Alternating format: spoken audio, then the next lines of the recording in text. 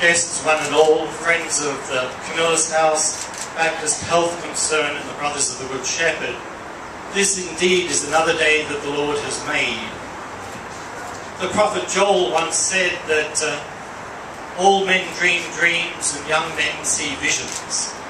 Well, those dreams and visions have been going on a long time here in Miami. And I think back to the time of 1950 when Brother Matthias, our founder, came to Miami with a hope and the dream and the vision of helping homeless people. Men on the road, skid row men, princes of the night, princes of the streets, as Matthias used to refer to these men and women. I know if Matthias were alive today, if he were here present, here in Miami, at Camillus House, he would be saying, "Oh, isn't this wonderful? Isn't this just perfect, brother? The poor are being looked after. The needs of the poor are being cared for. They're being cared for with dignity and respect and attention to their needs."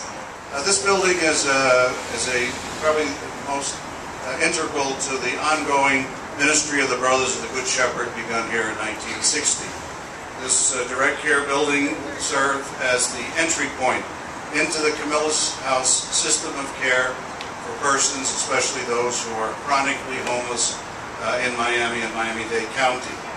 And just so that our terminology is well understood, a person is considered chronically homeless if they've been on the street a year or longer, have 4 episodes of homelessness over 3 years, and in the end, as a critical part, have a disabling condition, HIV/AIDS, mental illness, substance abuse, a physical disability, or a chronic medical condition, which now helps us understand the relevance and the importance of the medical respite program and the clinic that will be on the 2nd floor of this building, because Camillus House, as the federally qualified health center for the city of Miami, is certainly the first line that we hope people will use who are on the streets of Miami for their medical care, and also should be the first step out for individuals who are leaving higher cost hospital care while we assist them in finding suitable housing within the city and the county. It is only fitting that we are here today, and the doctor knows about this, because we've been told by Washington that the county, the city, and other governments will be cut by 34% on CDBG funding, which we use to support senior centers, children, and even programs for the homeless. So the partnership between Camillus and Baptist comes in the best time that it could come. And I also wanted you to know that we had many meetings with Dr.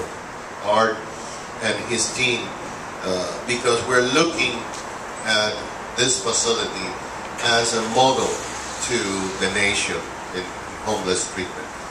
This, I think, is the 3rd or 4th groundbreaking so far in this campus. It's been made possible through the generosity of Baptist Health System, Baptist Health Foundation.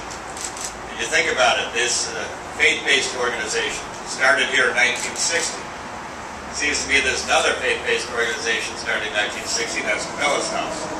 And both organizations, in various ways, many times collaborative, have done so much to help people in this community.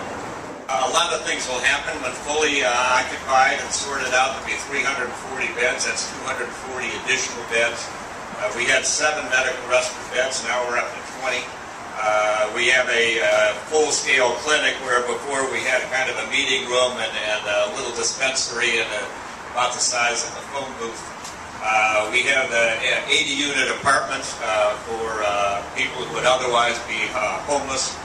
We have a much more robust rehabilitation training system. Our rehabilitation program gives people their lives back.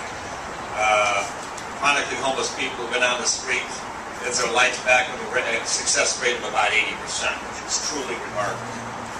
Also gives them job training. We have a robust program of job placement.